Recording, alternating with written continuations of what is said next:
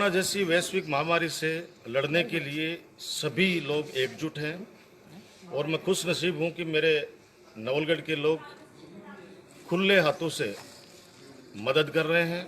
हमारे भामाशाह, जिनकी जितनी तारीफ की जाए उतनी कम है। हमारा प्रशासन, हमारे कार्यकर्ता और प्रशासन भी, हमारा एसडीएम प्रशासन, तहसीलदार प्रशासन, पंचायत राज का प्रशासन, हमारा इलेक्ट्रिसिटी के प्रशासन, हमारा पीएचडी जलदाय विभाग के, नगर पालिका के, पुलिस प्रशासन, हमारे कार्यकर्ता, मैं कहना चाहता हूं कि कोई भी ऐसा वर्ग नहीं है समाज का जिनके कार्यकर्ता अपने स्वयं की जान बचाते हुए लोगों की मदद कर रहे हैं।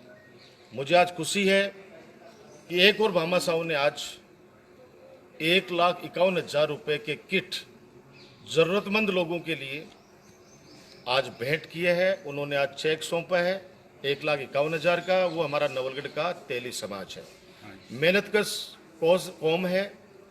मेहनत करके इन लोगों ने अपना फंड बना रखा था कि कोई गरीब बच्ची समाज में है तो उनकी मदद करके शादी मदद करें। लेकिन जब ये महामारी आ गई हमारे इस देश में, पूरे विश्व में, तो इन लोगों ने बहुत ऊपर उठकर सामाजिक स्तर के ऊपर ये फैसला लिया कि हम लोग सबसे पहले इस महामारी से निपटने में हम हमारा योगदान देना चाहते हैं। तो तेली समाज की संस्था की तरफ से 1,51,000 रुपये के खाद्य सामग्री के किट हमारे कंट्रोल रूम को इन लोगों ने दान किए हैं। इन भामाशाहों का, पूरे समाज का मैं तहे दिल से शुक्रिया अदा करना चाहता हूं और बाबा रामसा पीर से प्रार्थना करना चाहता हूं कि इस तरह के जो लोग समाज के अंदर हैं, तो आप सोचिए कि हमारे समाज को कभी भी कोई नज़र नहीं लगा सकता, हमारे देश को, हमारे प्रदेश को, हमारे ज़िले को, हमारी तहसील को। इसलिए हम सब लोग मिलकर इस महामारी से निपटेंगे और इस संकट से निपटने के बाद वापस अपना जीवन जिस प्रकार से पहला खुशी लोग जीते थे वो इस समय वापस आएगा। ये मैं ईश्वर से प्रार्थना करता हूँ। मैं एक बार पुनः समस्त तेली समाज की संस्था से जुड़े हुए हर उस व्यक्ति का जिसने 1-1 रुपया दान किया है संगठन के अंदर और इकट्ठा करके 1,51,000 रुपया इस संस्था का देना, इस बात को साबित करता है कि हमारा जज्बा कितना मजबूत है, हमारा हौसला कितना मजबूत है। एक बार पुनः इनको सैल्यूट करता हुआ और समस्त भामाशाहों का ग्रामीण अंचल के अंदर कंट्रोल रूम स्थापित कर दिया गया। आप सोचिए कि गांव-गांव के अंदर जिसके पास में 1 बोरी अनाज की है वो 50 केजी वहां दान कर रहा है। अभी भी पबाना से हमारे एडिशनल एसपी साहब हैं मामराज सिंह जी, उनके सुपुत्रों के द्वारा 100 क्विंटल गेहूं जो उनकी फसल हुई है वो पूरी की पूरी कंट्रोल रूम को दान करने के लिए आने वाले हैं। जब आएंगे उनसे रूबरू कराऊंगा। मैं सभी भामाशाहों का, समस्त प्रशासन का मेरी तरफ से बहुत शुक्रिया अदा करता हूं और फिर कहता हूं कि ग्रामीण में भी डाणी डाणी के अंदर हर व्यक्ति मदद करने के लिए चल रहा है, तैयार है।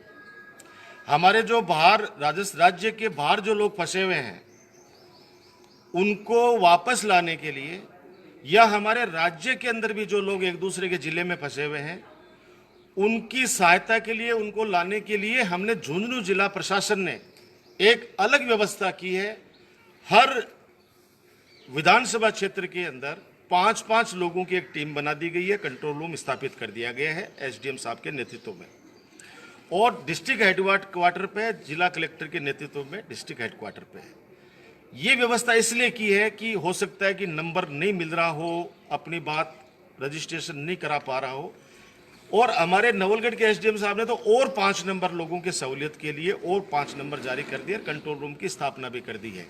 तो जो कोई भी भाई प्रदेश में फंसा हुआ है वो अलग से फॉर्म भर के और अप्लाई कर दे, और जो राज्य के बाहर हैं जिनके पास स्वयं के साधन हैं उनकी परमिशन यहाँ से दी जा रही है, हर तहसील से दी जा रही है।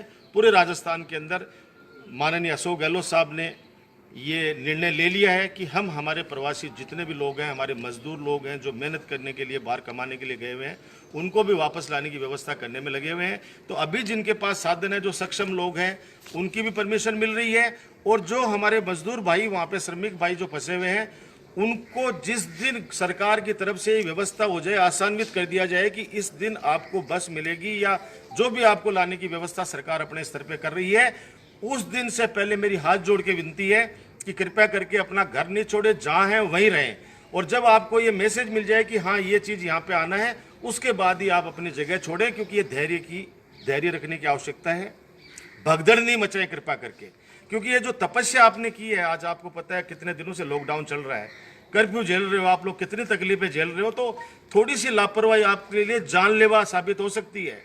आप सोचिए इस बात को, इसलिए भगदड़ मत बचाना। कोई अधिकारी अगर गलती से फोन नहीं उठा पा रहा तो उस पर भी गुस्सा करने की आवश्यकता नहीं है।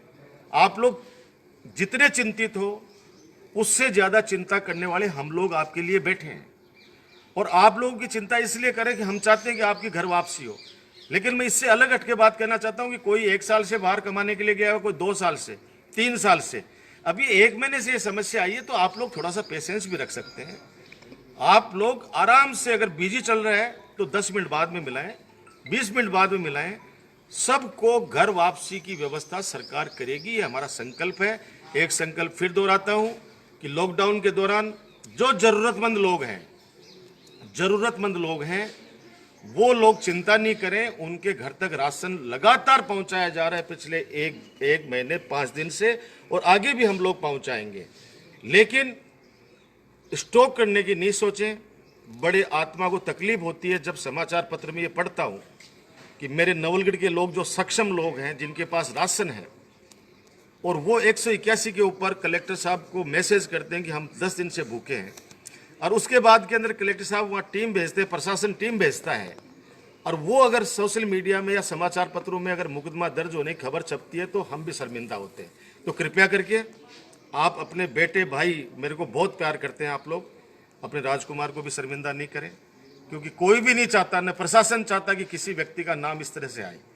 लेकिन आप लोगों के पास अगर भगवान की दया से, ऊपर वाले की दया से अगर थोड़ा राशन है, काम चल रहा है, तो काम चलाएं। बहुत जल्दी मैं कह रहा हूँ ग्रामीण स्तर पे तो खोल दिए हैं, जो काम करना चाहिए, मनरेगा का काम भी शुरू कर दिया है, और आने वाले समय में बहुत जल्दी, मैंने कहा ना, इस रात की सुबह होगी, ये अंधेरा छटेगा, रोशनी वापस आएगी, सूरज फिर से वही रोशनी देगा, और वापस वैसे हम लोग खुशी खुशी जीवन जिएंगे। यही बात कहता हुआ आप सब लोग घर में रहें, लॉकडाउन का बहुत ईमानदारी से पालन करें, जहां कर्फ्यू लगा हुआ कर्फ्यू का पालन करें।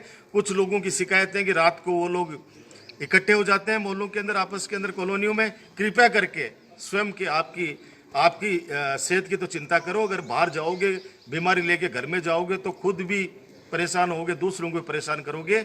यही विनती करते हुए जय हिंद, जय भारत।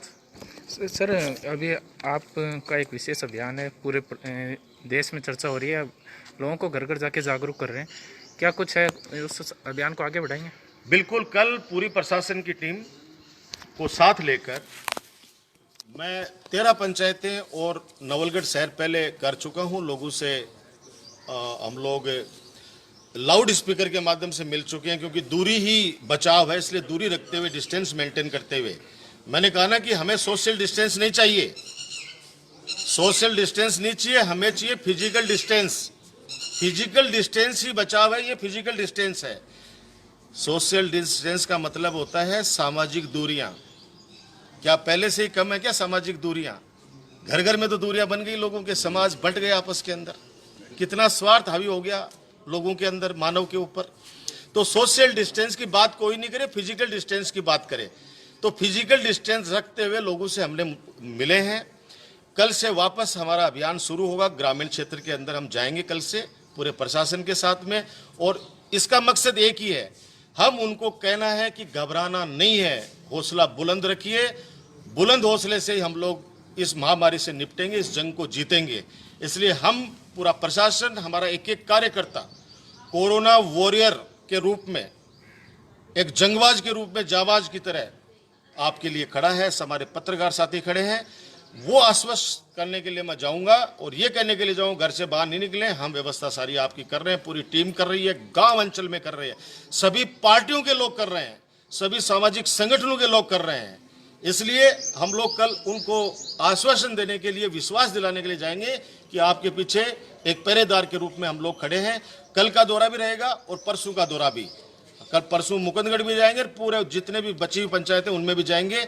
इतना मेरी प्रार्थना है कि किसी को घर से बाहर निकलने की आवश्यकता नहीं है। हम आपसे अपने आप ही लाउड स्पीकर के माध्यम से आपसे संपर्क करेंगे और आपसे रामरमी करेंगे, आपका हालचाल पूछेंगे। जय हिंद, जय भारत।